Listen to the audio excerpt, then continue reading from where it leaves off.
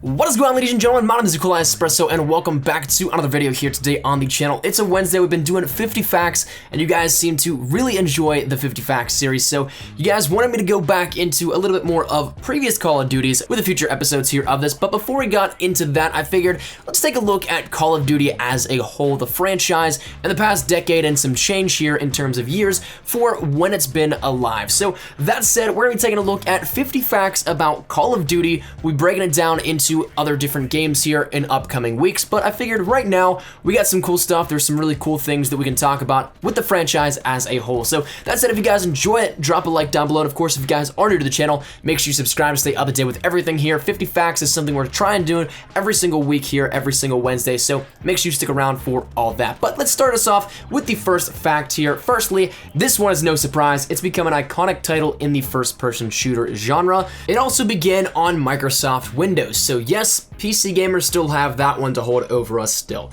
It later on expanded into the bigger consoles of Xbox, PlayStation, Wii, and even handhelds like the PS Vita, portable, the iOS devices, and a throwback to the Nokia N-Gage. We'll talk about that one more specifically a little bit later. It initially started in 2003 with a self-titled game called Call of Duty, and that game, Call of Duty, was created as a result of Vince Zampella and other members of a studio called 2015 Inc. and their previous work on the Medal of Honor series. The game offered a lot of success to EA, and EA subsequently wanted to strong-arm Zampella and the studio into an acquisition. So, as a proverbial middle finger, Zampella and co. formed Infinity Ward and teamed up with Activision to make Call of Duty, and well, we all know how well that business decision worked out. So, there is also a huge list of developers on the bills that have created or contributed to the Call of Duty franchise, and they include Infinity Ward, Treyarch, Sledgehammer, Raven Software, Nerve Software, Grey Matter Interactive, Nokia, Exact Entertainment, Spark Unlimited, Amaze Entertainment, N-Space, Aspire,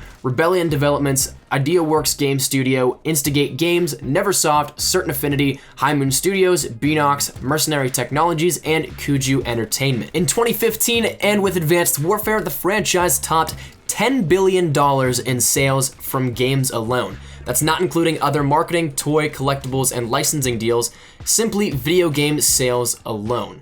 Now there's three primary engines that have been used in games and altered to where they see fit, those being the ID Tech 3 engine, the Treyarch NGL engine, and the IW engine. The franchise has spanned three different eras, past, present, and future, all with subsequent different little pockets of time and space within that. And throwing it back, the early Call of Duty titles had no sprint ability, so it was very similar to CSGO movement, all walking. It was something that the sprint ability has made it a lot more user-friendly, if you want to call it that, at least in my opinion. The title of Call of Duty was followed up in 2003 by Call of Duty United Offensive. Many people think that this was a full-scale production, but it actually was just an expansion pack for Call of Duty that released in September of 2004. Now, some people might not know that Call of Duty was available once again, the original one from 2003, in 2009 with Modern Warfare 2. The hardened and prestige editions of Modern Warfare 2 offer the game of Call of Duty Classic, which was a downloadable version of Call of Duty from 2003. Now,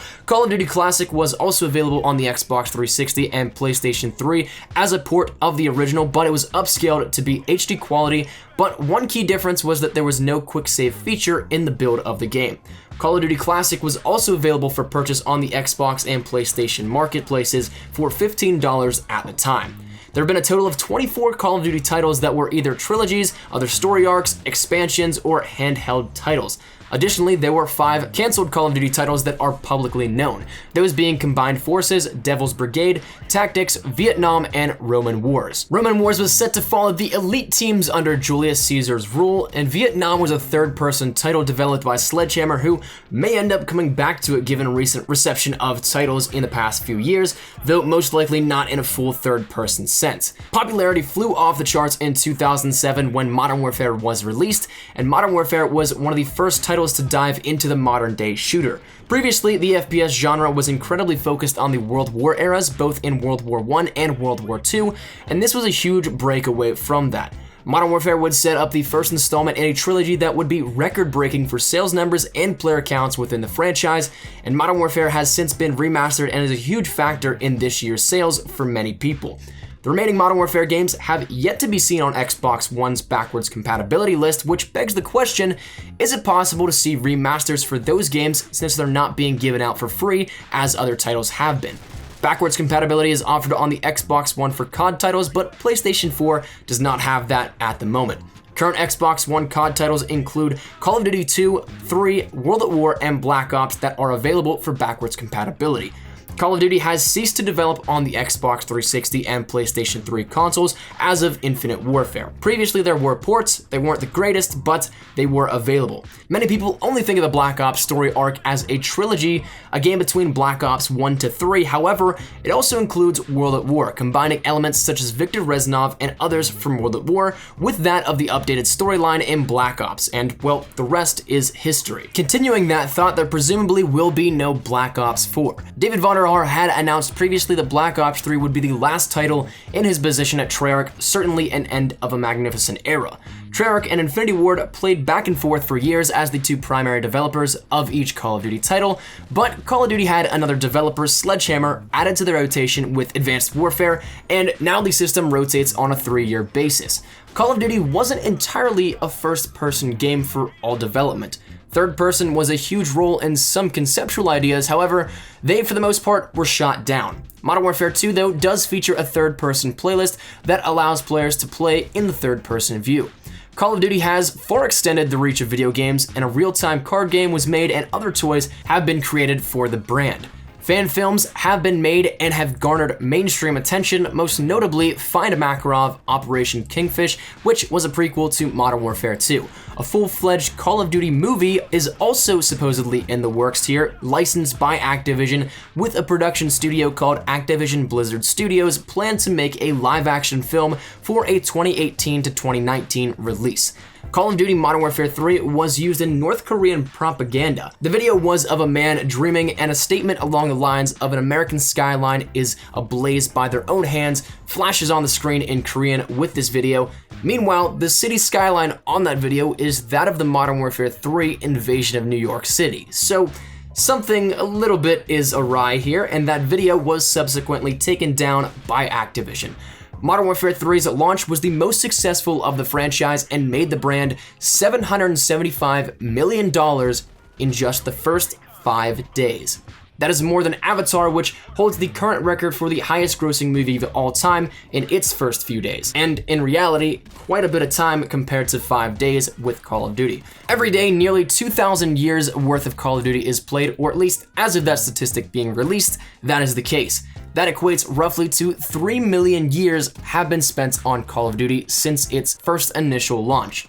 Nokia released a mobile port of Call of Duty, the original Call of Duty that is, for the Nokia N-Gage. That is something that didn't go over too well. It was kind of a flop. The entire platform itself was a cool idea back in the heyday whenever it was released, but it just was not practical. So the entire system was, as a result, scrapped, and therefore no more Call of Duties were made as a result. The Creator Class Pick-10 system started with Black Ops 2. That's something that we can see even now to this day within Infinite Warfare. And that said system has been actually inspired by a board game called Carcassonne. There is over 5 billion cars that have been destroyed in the Call of Duty universe, from campaign to multiplayer to zombies to survival to extinction. All of it is on the playing fields here, and over 5 billion cars have been destroyed as a result. Manuel Noriega from Black Ops 2 attempted to sue Activision over his bad guy vibe that was displayed in the campaign. The case was dismissed because, well, he's just as much of a scumbag in real life as he was displayed as in the story. So I think it's an accurate representation here if you look into what the things he's done are, and maybe Call of Duty actually made him even look a little bit better than he should have. Music from bands like the Rolling Stones and AC/DC have had a major role in the Call of Duty franchise and various different releases, and as a result, boosted the artist's revenues on other different albums, so it's a nice little trade-off here. Get your music out there, get some new sales as a result. The Call of Duty Endowment was set up to help real-life veterans with job placements, which is something that I'm sure we can all agree on is an absolutely fantastic thing that has been done by Activision and Call of Duty. And finally, number 50, Call of Duty Online is a port that allows China to have their own version of Call of Duty. This was created because in China, previously there were console bans which have since been lifted in the area.